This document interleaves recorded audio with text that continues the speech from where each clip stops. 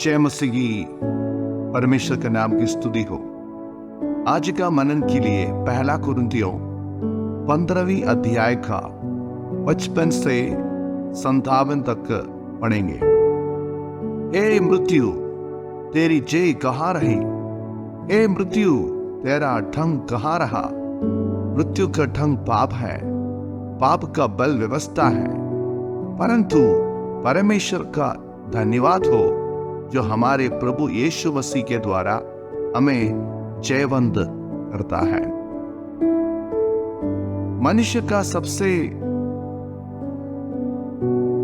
बड़ा शत्रुओं से एक शत्रु है मृत्यु। लोग कभी भी अपना मृत्यु के बारे में सोचना नहीं चाहते हैं। लोगों का मन में दुनिया में रहने के समय ये सोच है कि मैं आगे और जीऊंगा, आगे और जीऊंगा। कोई भी व्यक्ति अपना मृत्यु के बारे में सोचना नहीं चाहते हैं। मृत्यु के बारे में चर्चा भी करना लोगों के लिए एक डर की बात है। परमेश्वर का वचन हमें मृत्यु के बारे में सही जानकारी और शिक्षा देते हैं। आज पढ़ा हुआ वचन में परमेश्वर का दास प्रेरित पौलुस मृत्यु के बारे में वर्णन करके उसको चुनौती दे रहा है, चैलेंज कर रहा है कि हे मृत्यु, तेरी जय कहाँ है? सच में मृत्यु क्या है? मृत्यु का मतलब है कि अलग हो जाना।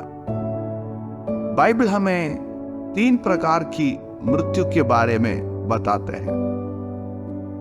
सबसे पहला मृत्यु के बारे में उत्पत्ति पुस्तक 2 अध्याय का 17वीं आयत में लिखा है, पर भले या बुरे के ज्ञान का जो वृक्ष है उसका फल तू कभी ना खाना, क्योंकि जिस दिन तू उसका फल खाए उसी दिन अवश्य मर जाएगा।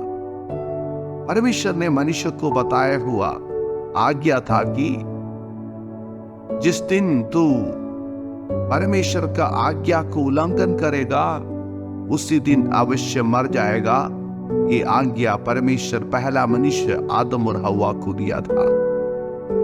आदम वाटिका में मनुष्य परमेश्वर का आज्ञा को उल्लंघन किया और उनको मृत्यु को सामना करना पड़ा। किस प्रकार का मृत्यु था? वे शारीरिक तौर से न मरा बल्कि वे आत्मिक तौर से मरा। इसका मतलब क्या है? आत्मी मृत्यु मतलब मनुष्य की आत्मा परमेश्वर की से अलग हो गया है।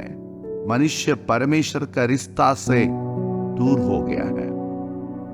इसके कारण आदम का पीढ़ी में जन्म होने वाले सभी व्यक्ति दुनिया में कैसे जीवन बिता रहे, वो दुनिया में आने के समय उनको परमेश्वर का बारे में कोई प्रकार की जानकारी नहीं है और रिश्ता नहीं है। उन्हें परमेश्वर के साथ रिश्ता में जुड़ना पड़ेगा, जिसको हम लोग बताते हैं नया जन्म। जब एक व्यक्ति परमेश्वर को अपना उद्धारकर्ता के रूप में स्वीकार करते हुए उनकी जीवन में परमेश्वर को वास करने के लिए बुलाते हैं और उनकी आत्मा तब परमेश्वर के साथ रिश्ता में जुड़ जाते हैं, जिसको बताते हैं नया जन्म। पहला मृत्यु है आत्मी मृत्यु। मनुष्य की आत्मा परमेश्वर से अलग हो जाना, वही है उसका मतलब है। दूसरा मृत्यु है, उसके बारे में सबोपदेशक 12:7 में लिखा है, जब मिट्टी ज्यों की त्यों मिट्टी में मिल जाएगी और आत्मा परमेश्वर के पास जिसने उसे दिया है लौट जाएगी। ये मृत्यु का मतलब है हमारा शरीर आत्मा से अलग हो जाता है, जिसको कहते हैं शारीरिक मृत्यु, जिस मृत्यु से ज्यादातर लोग डरते हैं। शारीरिक मृत्यु में हमारा शरीर आत्मा से अलग हो जाते हैं, इसलिए हम लोग कहते हैं मर गया। क्या गया है? शरीर से आत्मा चला गया है। कहाँ गया है?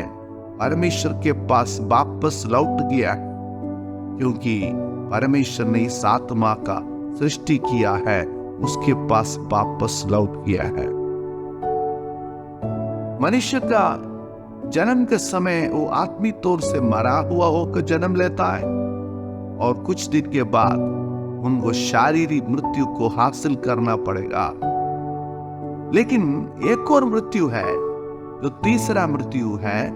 प्रकाशित वाक्य 21 अध्याय का 8 में लिखा, पर डरपोकों, अविश्वासियों, घिनौनों, हत्यारों, व्यभिचारियों और ठोनों और मूर्ति पूजकों, सब झूठों का भाग उस चील में मिलेगा जो आग और गंधक से जलती रहती है।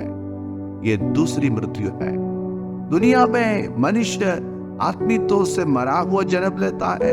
इसके बाद उनके जीवन में होने वाला पहला मृत्यु की शारीरिक मृत्यु। इसके बाद दूसरा एक मृत्यु है, जिस मृत्यु को दूसरी मृत्यु कहते हैं, जिसका नाम है अनंत मृत्यु।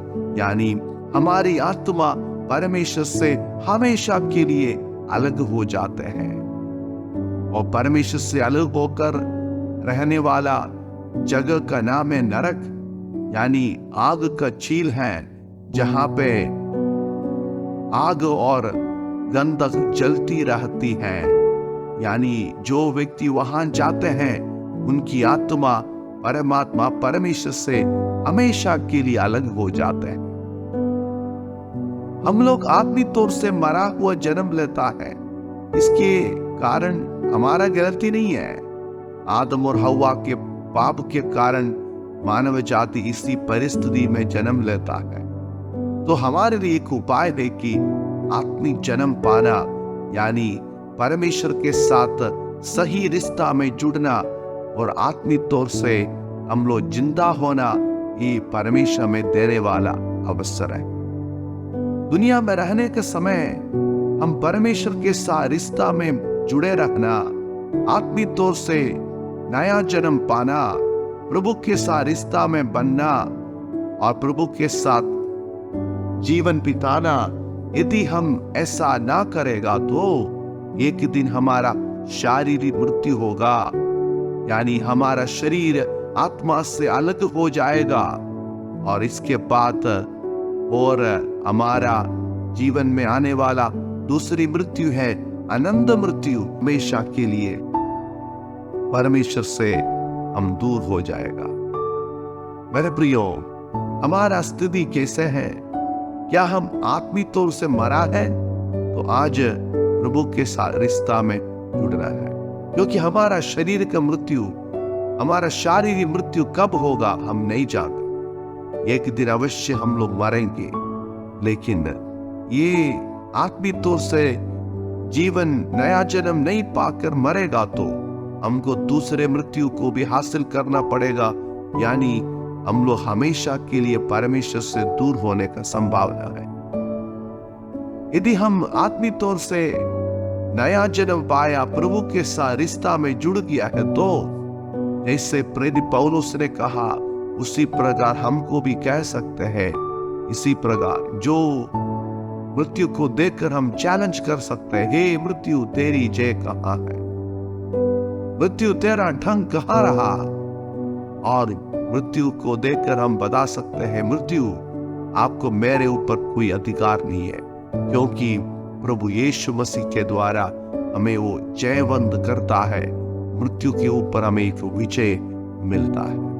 आज आप मृत्यु से डरता है? यदि आप नया जन्म पाया है, प्रभु के साथ रिश्ता में जुड़ गया है, तो मृत्यु से, शारीरिक मृत्यु से डरने का जरूरत नहीं है, क्योंकि इसी प्रकार आप शारीरिक मृत्यु आएगा तो भी हम हमेशा के लिए प्रभु के साथ जुड़े रहेंगे, रिश्ता में बने रहेंगे। यदि हमारा रिश्ता अभी तक नहीं जुड़ गया है तो हमारा शारीरिक मृत्यु से डरना है, क्योंकि ये मृत्यु के बाद भी हम लोग हमेशा के लिए प्रभु से अलग हो जाएंगे। तो चुनाव हमारा है कि हम आत्मिक तौर से जीना है, तो आज समय है। प्रभु यीशु मसीह हमें नया जन्म देता है। यीशु को दिल में बुलाने से, यीशु के साथ रिश्ता बनाने से आत्मिक तौर से हमारा आत्मा परमेश्वर के साथ रिश्ता में जुड़ जाते हैं। वो आनंद का जिंदगी है। ऐसा जिंदगी बिताने वाले शारीरिक मृत्यु से नहीं डरता है।